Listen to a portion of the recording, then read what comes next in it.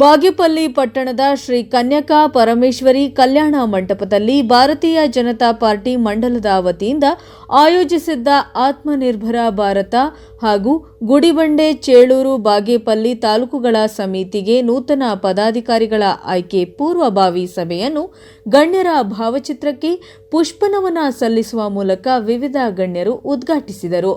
ಈ ವೇಳೆ ಬಿಜೆಪಿ ರಾಜ್ಯ ಕಾರ್ಯದರ್ಶಿ ಸಿ ಮುನಿರಾಜು ಮಾತನಾಡಿ, ಕೃಷಿ, ಕಾರ್ಮಿಕ, ಕೈಗಾರಿಕೆ, ಸ್ವಯಂ ಉದ್ಯೋಗ, ಉದ್ಯಮಿ ಸೇರಿದಂತೆ ಸ್ವದೇಶಿ ಉತ್ಪನ್ನಗಳ ಉತ್ಪಾದನೆಗಾಗಿ ಕೇಂದ್ರ ಸರ್ಕಾರ ಆತ್ಮನಿರ್ಭರ ಯೋಜನೆಗೆ 20 ಲಕ್ಷ ಕೋಟಿ ರುಗಳನ್ನು ಮೀಸಲಿಟ್ಟಿದೆ. ನಮ್ಮ ಎದುರಾಳಿ ದೇಶಗಳ ಆರ್ಥಿಕತೆಗೆ ಸೆಡ್ಡು ಹೊಡೆಯಬೇಕಾದರೆ ಪ್ರತಿಯೊಬ್ಬ ಭಾರತೀಯರು ವಿದೇಶಿ ವಸ್ತುಗಳ ಬಳಕೆಯನ್ನು ತ್ಯಜಿಸಿ ಸ್ವದೇಶಿ ವಸ್ತುಗಳ ಬಳಕೆಯನ್ನು ಆದ್ಯತೆ ಕೊಟ್ಟರೆ ಭಾರತ ದೇಶ ಆರ್ಥಿಕವಾಗಿ ಬೆಳೆದು ಸ್ಥಳೀಯವಾಗಿ ಉದ್ಯೋಗ ಅವಕಾಶಗಳು ಹೆಚ್ಚು ಸಿಗಲಿವೆ. ಇಂದು ಭಾರತ ದೇಶ ಅಭಿವೃದ್ಧಿ ಪಥದತ್ತ ನಡೆಯುತ್ತಿದ್ದು ಎಲ್ಲ ಮಾದರಿಯ ತಂತ್ರಜ್ಞಾನಗಳನ್ನು ಅಭಿವೃದ್ಧಿಪಡಿಸಿಕೊಂಡು ಪ್ರಪಂಚ ದೇಶಗಳಿಗೆ ಸೆಡ್ಡು ಹೊಡೆಯುವ ಶಕ್ತಿಯನ್ನು ಹೊಂದಿದೆ ಎಂದರು. ಮುಂದಿನ ದಿನಗಳಲ್ಲಿ ನಡೆಯಲಿರುವ ಗ್ರಾಮ ಪಂಚಾಯಿತಿ, ತಾಲೂಕು ಪಂಚಾಯಿತಿ, ಜಿಲ್ಲಾ ಪಂಚಾಯಿತಿ ಚುನಾವಣೆಗಳಲ್ಲಿ ಬಿಜೆಪಿ ಪಕ್ಷ ಅಧಿಕ ಸ್ಥಾನಗಳನ್ನು ಗೆಲ್ಲುವ ಗುರಿ ಹೊಂದಿದ್ದು, ಪಕ್ಷ ಸಂಘಟನೆ ಮಾಡುವ ಉದ್ದೇಶದೊಂದಿಗೆ ಬಾಗೇಪಲ್ಲಿ, ಗುಡಿಬಂಡೆ, ಚೇಳೂರು ತಾಲೂಕುಗಳ ಮಂಡಲ ಪದಾಧಿಕಾರಿಗಳನ್ನು ಆಯ್ಕೆ ಮಾಡಲು ಪೂರ್ವಭಾವಿ ಸಭೆ ಕರೆದಿದ್ದು, ಭಾರತೀಯ ಜನತಾ ಪಕ್ಷದ ಕಾರ್ಯಕರ್ತರು ಬಹಳ ಹುಮ್ಮಸ್ಸಿನಿಂದ ಹೆಚ್ಚಿನ ಸಂಖ್ಯೆಯಲ್ಲಿ ಭಾಗವಹಿಸಿ ಪ್ರತಿ ತಾಲೂಕಿನಿಂದ 25 ರಿಂದ 30 ಕಾರ್ಯಕರ್ತರು ತಮ್ಮ ಹೆಸರುಗಳನ್ನು ನೋಂದಾಯಿಸಿಕೊಂಡಿದ್ದಾರೆ.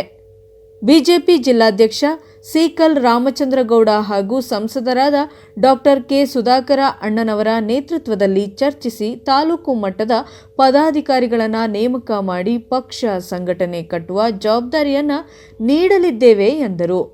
ಈ ಸಂದರ್ಭದಲ್ಲಿ ಗುಡಿಬಂಡೆ ಪಿಎಲ್ಡಿ ಬ್ಯಾಂಕ್ ಅಧ್ಯಕ್ಷ ಅಶ್ವತ್ಥ ರೆಡ್ಡಿ ಮತ್ತು ಬಿಜೆಪಿ ಮಂಡಲಾಧ್ಯಕ್ಷರಾದ ಆರ್ ಪ್ರತಾಪ್ ಮತ್ತು ಗುಡಿಬಂಡೆ ಗಂಗಿರೆಡ್ಡಿ ಮತ್ತು ಮಾಜಿ ಅಧ್ಯಕ್ಷ ಎಸ್ಟಿ ಚಂದ್ರಮೋಹನ್ ಬಾಬು ಮತ್ತು ಎಸ್ಸಿ ಮೋರ್ಚಾ ಜಿಲ್ಲಾಧ್ಯಕ್ಷರಾದ ಆರ್ ವೆಂಕಟೇಶ್, ಜಿಲ್ಲಾ ಉಪಾಧ್ಯಕ್ಷ ಸುರೇಶ್, ಮಹಿಳಾ ಘಟಕ ರಾಜ್ಯ ಸದಸ್ಯೆ ನಿರ್ಮಲಮ್ಮ ಹಾಗೂ ಬಾಗೇಪಲ್ಲಿ, ಗುಡಿಬಂಡೆ, ಚೇಳೂರು ತಾಲೂಕುಗಳ ಮುಖಂಡರುಗಳು ಭಾಗವಹಿಸಿದ್ದರು.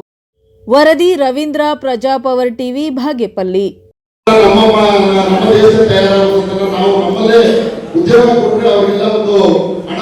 ಅವರು ಉಪಯೋಗವಾಗಿ ನಮ್ಮ ದೇಶ ಅಭಿವೃದ್ಧಿ ಆಗ್ತದೆ, ಅವರು ಬೆಳವಣಿಗೆ ಆಗ್ತದೆ. ಆ ನಿಟ್ಟಿನಲ್ಲಿ ನಾವು ಯಾವುದೋ ಒಂದು ಕೋಲ್ಗೇಟ್ ಇರ್ಬೋದು, ಒಂದು ಸೋಪ್ ಇರ್ಬೋದು, ಟೂತ್ ಬ್ರಷ್ ಇರ್ಬೋದು, ನಾವು ದಿನನಿತ್ಯ ಬಳಕೆ ಮಾಡುವಂತ ವಸ್ತುಗಳು ಅನೇಕ ನಮ್ಮ ದೇಶದಲ್ಲಿ ನಾವೆಲ್ಲ ತಯಾರು ಮಾಡೋದಿದೆ. ನಾವೇನ್ ಮಾಡ್ತೀವಿ, ಬ್ರಾಂಡೆಡ್ ಹೇಳ್ತಾರೆ, ಕೆಲವೆಲ್ಲ ನಾವು ಬ್ರಾಂಡೆಡ್ ಅಂತೀವಿ. ಕೊಕೊಕೋಲಾ ಅಂದ್ರೆ ಇನ್ನೊಂದು ಮತ್ತೊಂದು ಪೆಪ್ಸಿ ಅಂತಾರೆ, ನಾವು ಕೂಲ್ ಡ್ರಿಂಕ್ಸ್ ಕೊಡೋದು.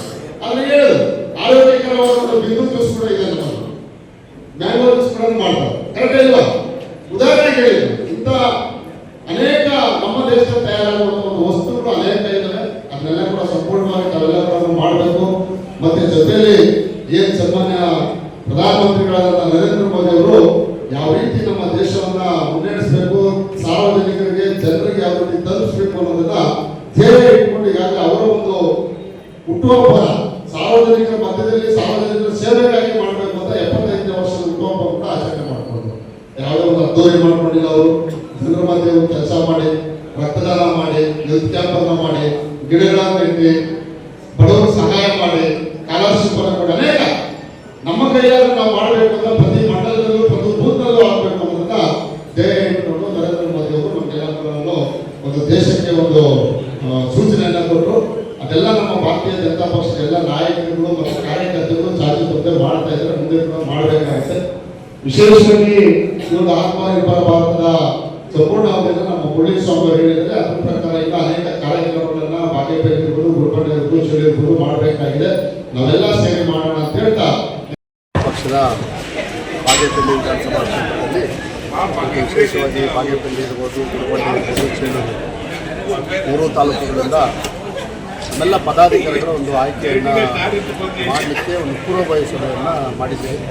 ತುಂಬ ಖುಷಿಯಿಂದ ಇವತ್ತು ಎಲ್ಲ ಕಾರ್ಯಕರ್ತರು, ನಮ್ಮೆಲ್ಲ ನಾಯಕರು ತುಂಬ ಅತಿ ಹೆಚ್ಚು ಜನ ಬಂದು ನಾವು ಜವಾಬ್ದಾರಿ ಕೊಟ್ಟರೆ ಕೆಲಸ ಮಾಡಲಿಕ್ಕೆ ಇದ್ದೀವಿ ಅಂತ ಹುಮ್ಮಸ್ಸಿನಿಂದ ಹೆಸರುಗಳನ್ನು ಕೊಟ್ಟಿದ್ದೇವೆ. ಮೊದಲೆಲ್ಲ ನಾನು ಉಳಿದ ಹಂತದಲ್ಲಿ ಅವನೇಗೌಡ ಜೊತೆ ಹೆಸರಿತ್ತು ಅದೇ ರೀತಿ ಇತ್ತು. ಆದರೆ ಇವತ್ತು ಅತಿ ಹೆಚ್ಚು ಆಕಾಂಕ್ಷಿಗಳು ತುಂಬ ಖುಷಿ ಆಗ್ತದೆ, ಸಮರ್ಥರಿದ್ದಾರೆ, ಅದನ್ನು ನಿಭಾಯಿಸ್ಕೊಂಡು ಹೋಗುವಂಥ ಶಕ್ತಿ ಇದೆ.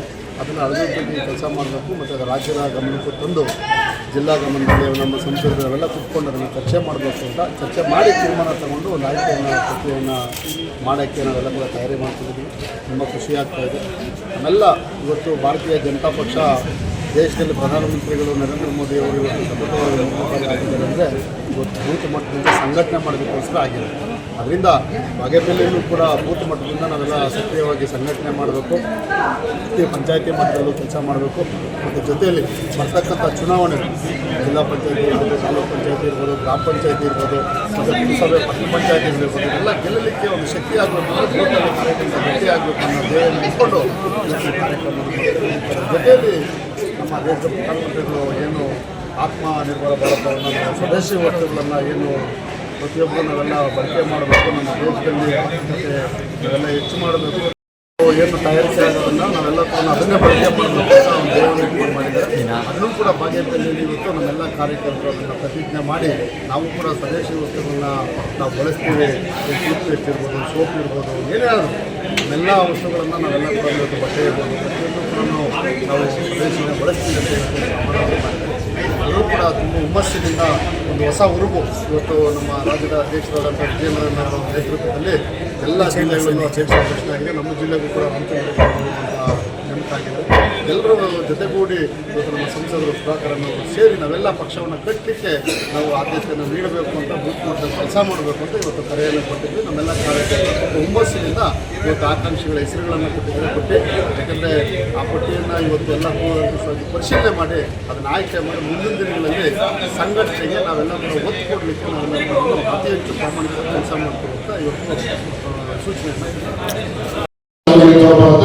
ಎರಡನೇ ಅವಧಿಗೆ ನಾವು ತಾಲೂಕಿನ ಏನು ವಿಧಾನಸಭಾ ಕ್ಷೇತ್ರದಲ್ಲಿ ಮಂಡಲದ ಅಧ್ಯಕ್ಷರುಗಳಿರ್ಬೋದು, ಪದಾಧಿಕಾರಿಗಳಿರ್ಬೋದು, ಯಾವ ರೀತಿ ನಾವು ಮಾಡಬೇಕು, ಯಾರು ಮಾಡಬೇಕು, ಯಾರ ಆಕಾಂಕ್ಷಿಗಳಿರೋದನ್ನ ನಾವೆಲ್ಲ ಸಂಪೂರ್ಣವಾಗಿ ಒಂದು ಅಭಿಪ್ರಾಯ ಸಂಗ್ರಹಣೆ ಮಾಡಿಕೊಂಡು ಒಂದು ಪೂರ್ವಭಾವಿ ಸಭೆ ಮಾಡಿಕೊಂಡು ಅದು ಮುಂದೆ ನಮ್ಮ ರಾಜ್ಯದ ನಾಯಕರುಗಳಾದ ಸನ್ಮಾನ್ಯ ವಿಜೇಂದ್ರನವರು, ರಾಜ್ಯಾಧ್ಯಕ್ಷರು, ಜಿಲ್ಲಾಧ್ಯಕ್ಷರು ರಾಮಚಂದ್ರಗೌಡರು ಮತ್ತು ಸಂಸದರು ಡಾಕ್ಟರ್ ಸುಧಾಕರ್ ಅವರು ಎಲ್ಲರೂ ಕೂಡ ತೀರ್ಮಾನ ಮಾಡೋ ನಿಟ್ಟಿನಲ್ಲಿ ಇವತ್ತು ಒಂದು ಪೂರ್ವಭಾವಿ ಸಭೆ ಮಾಡಬೇಕು ಅಂತ ಹೇಳ್ಬಿಟ್ಟು ಮತ್ತೆ ಎರಡನೇ ಅವಧಿ ಈಗ ಸ್ಟಾರ್ಟ್ ಆಗುತ್ತೆ. ಅದ್ರ ಬಗ್ಗೆ ಆಮೇಲೆ ಮಾತನಾಡ್ತೀವಿ. ಅದರಿಂದ ಎಲ್ಲರೂ ನಾವು ಆತ್ಮನಿರ್ಭರ ಭಾರತದ ಏನು ಧ್ಯೇಯ ಇದೆ ಅದನ್ನೆಲ್ಲ ಸಂಪೂರ್ಣವಾಗಿ ನಾವೆಲ್ಲ ಕೂಡ ಸ್ವದೇಶಿ ವಸ್ತುಗಳನ್ನು